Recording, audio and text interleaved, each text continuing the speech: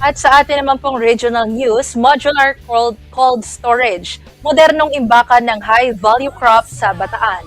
Modular cold storage ang itinurn over ng Department of Agriculture o DA sa pamahalaang lokal ng Dinalupihan, Bataan.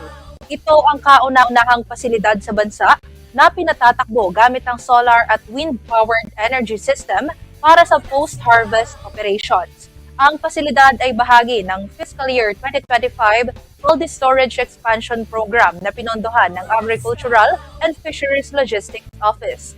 May kabuuang project cost ito na 14,625,000 pesos para sa pagpapatayo ng nasabing modernong imbakan ng mga ani sa lalawigan.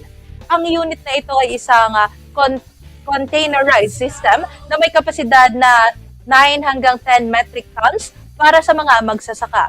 Bukod dito, ang pasilidad ay gumagamit ng hybrid renewable energy system na pinagsamang solar at wind power para gumana. Dahil dito, masisiguro ang tuloy-tuloy na refrigeration habang pinabababa ang gastos sa kuryente at nakakatulong pa sa kalikasan. Idinisenyo ang modular cold storage para sa multi-commodity use gaya ng mga gulay, prutas at iba pang high-value crops.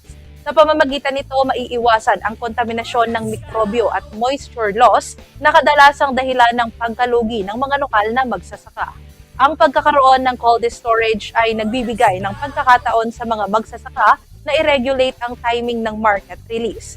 Sa madaling salita, maiiwasan na ang distress selling o pagbebenta ng mura dahil lamang sa takot na mabulok ang mga pananim at ani.